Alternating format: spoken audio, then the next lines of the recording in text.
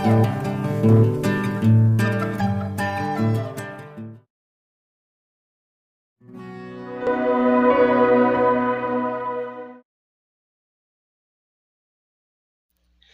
the Dandelion Library, The Travels of Babar. Jean De Brunhoff, The Travels of Babar. Translated from the French by Merle S. Haas, Random House, New York. In this story of the little elephant who is beloved by millions of children, Babar and his bride, Celeste, start on an aerial honeymoon. Their balloon is wrecked on a cannibal island, but the most famous little elephant in the world again triumphs over great odds. Copyright 1934 and renewed 1961 by Random House Incorporated. Printed in the United States of America. Babar, the young king of the elephants, and his wife, Queen Celeste, have just left for their wedding trip in a balloon. "Goodbye, see you soon," cry the elephants as they watch the balloon rise and drift away. Arthur, Babar's little cousin, still waves his beret.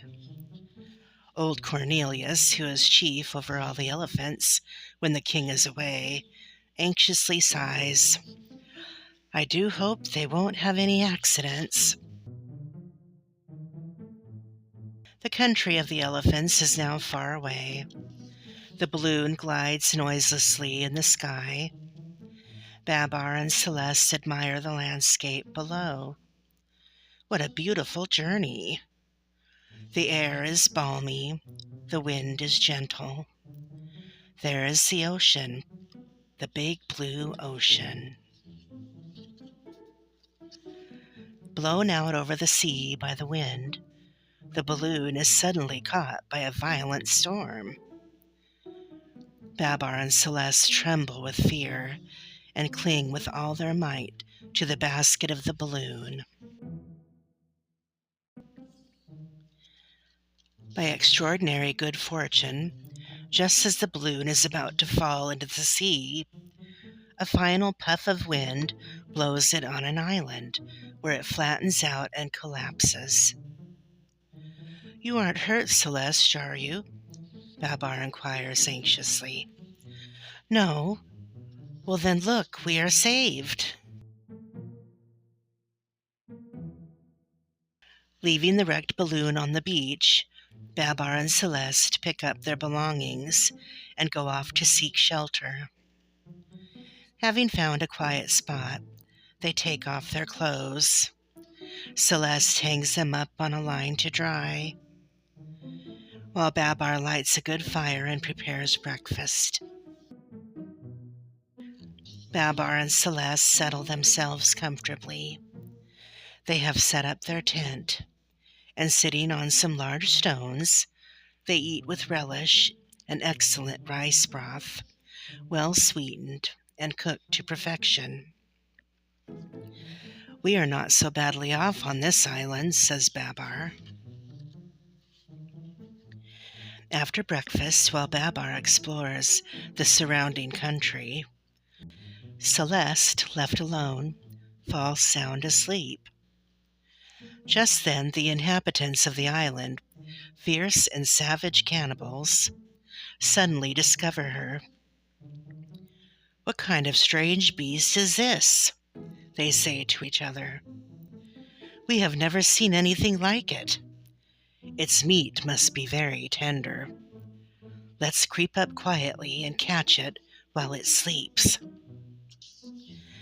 The cannibals have succeeded in tying up Celeste with the clothesline on which the clothes were drying. Some dance with joy, while others have great fun trying on the stolen garments. Celeste sighs sadly. She thinks soon she will be eaten. She does not yet see Babar, who returns just in time to save her. In the twinkling of an eye, Babar has unbound Celeste. They both hurl themselves on the cannibals. Some are wounded, others take flight. All are terrified. Only a few courageous ones still resist, but they are thinking, these big animals are certainly terribly strong, and their hides are mighty tough. After having chased off the savages, Babar and Celeste rest themselves on the seashore. Suddenly, right in front of them, a whale comes to the surface and spouts. Babar gets up immediately and says, "Good morning, Mrs. Whale. I am Babar, king of the elephants, and here is my wife Celeste. We have had a balloon accident and have fallen here on this island. Could you help us to get away?" "I am delighted to make your acquaintance," answers the whale, "and I will be very happy if I can be of service to you. I am just leaving to visit my family in the Arctic Ocean. I will drop you wherever you like. Quick, get on my back and hold tight so you don't slip off. Are you ready? Get set. Let's go." A few days later, a little weary, they are resting on a reef. Just then a school of little fish swims by. "I am going to eat up some of these," says the whale. "I'll be back in a minute." And she dives down after them. The whale has not come back. While eating the little fish, she completely forgot her new friends. She is a giddy, thoughtless creature. "We were better off on the cannibal island. What will become of us now?" weeps poor Celeste. Babar does his best to comfort her. After hours and hours spent on their little reef, without even a drop of fresh water, they finally spy a ship passing quite near them. She is a big steamer with 3 funnels. Babar and Celeste call out and yell as loudly as they can, but no one hears them. They try signaling with their trunks and with their arms. Oh, will they attract someone's attention? They have been seen. A lifeboat rescues them while the excited passengers all watch. A week later, the huge ship steams slowly into a big harbor.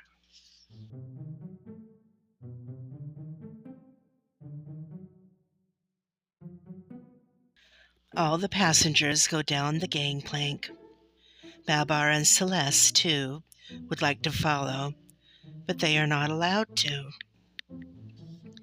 They have lost their crowns during the storm, so no one will believe that they are actually king and queen of the elephants. And the captain of the ship orders them locked up in the ship's stables. "They give us straw to sleep on," cries Babar angrily. "We are fed hay as though we were donkeys. The door is locked. I've had enough of this. I'm going to smash everything." "Be quiet, I beg you," says Celeste. "I hear someone. It is the captain coming into the stable. Let's be good so he'll let us out."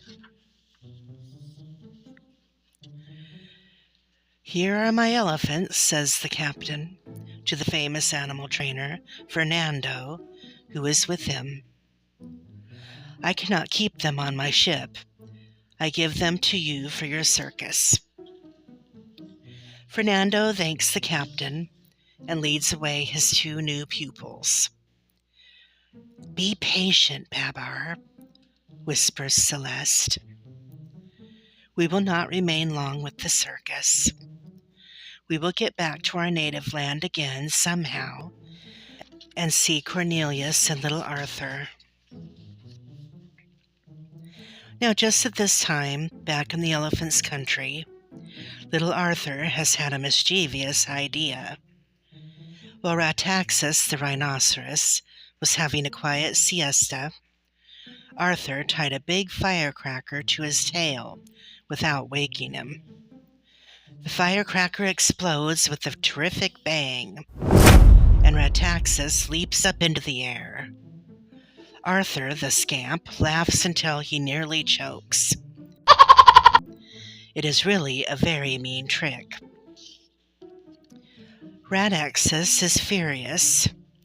Cornelius, very worried, goes to find him and says, "My dear fellow, I am so sorry.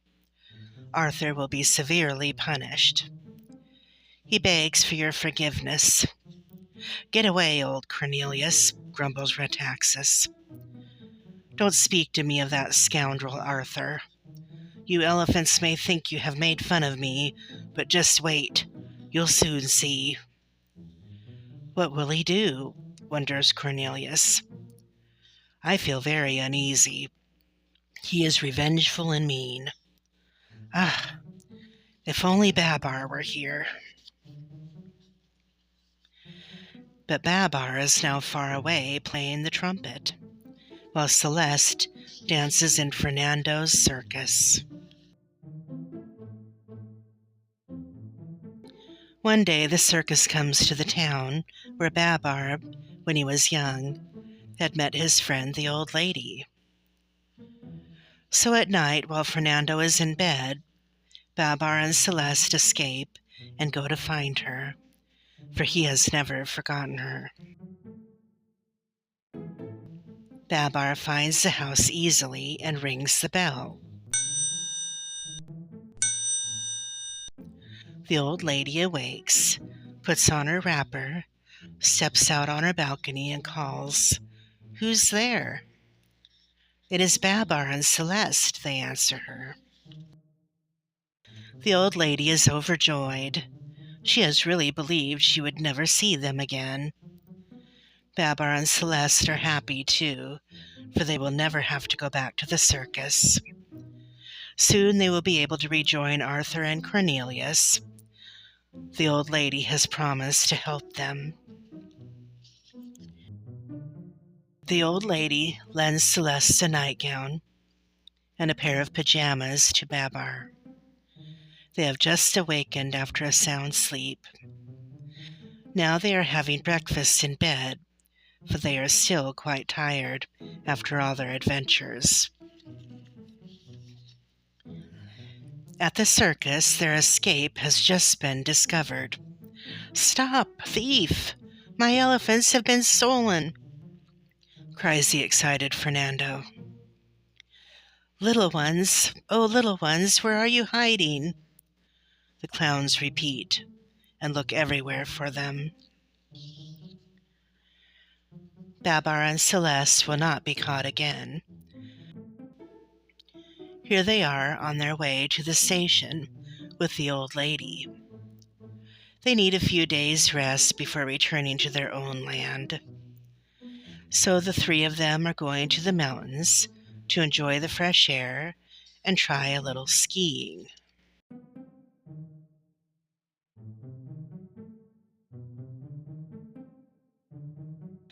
Now Babar and Celeste have packed away their skis and said goodbye to the mountains. They are leaving by plane to return home. The old lady accompanies them. Babar has invited her, as he is anxious to show her his beautiful country and the great forest where one always hears the birds singing. They have landed. The airplane has gone back. Babar and Celeste are speechless with surprise. Where are Cornelius, Arthur, and the other elephants? A few broken trees. Is that all that is left of this great forest? There are no more flowers, no more birds.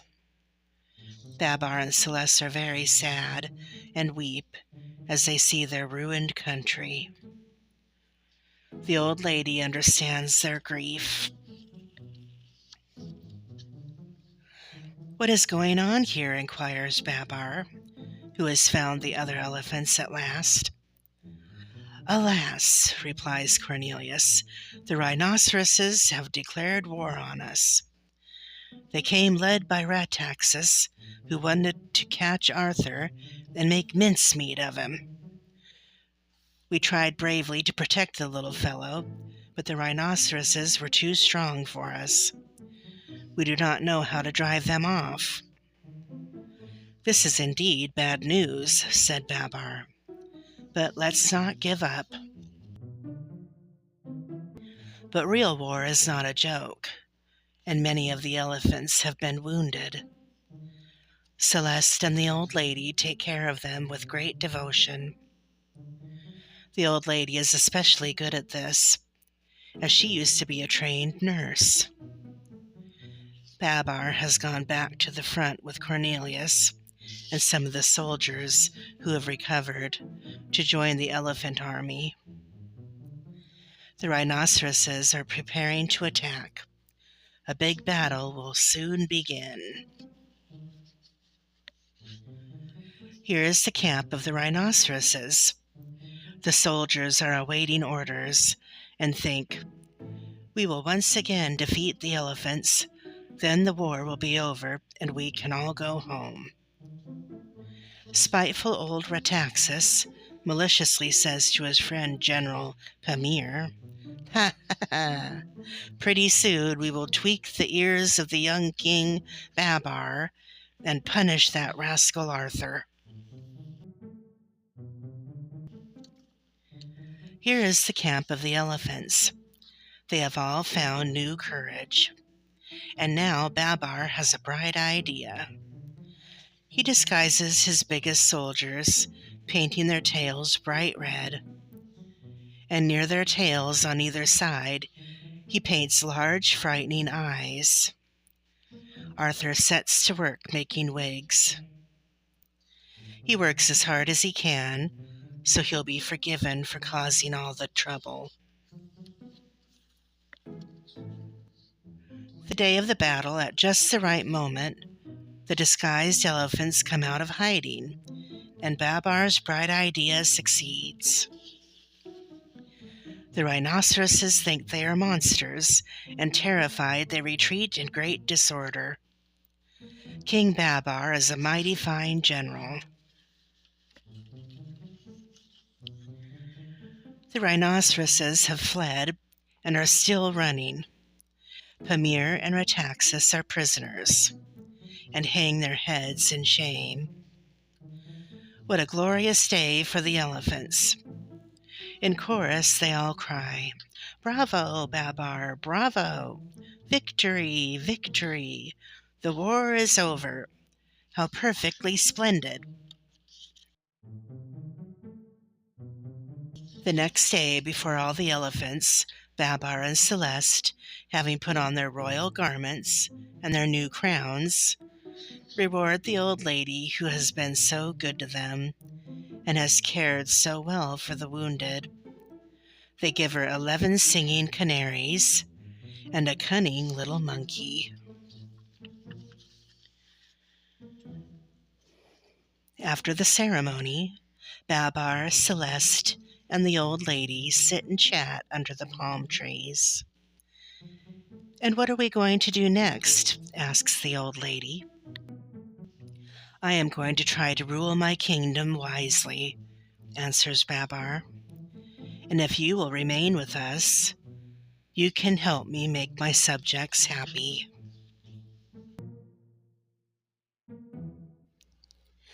The end. Join me next time for more adventures.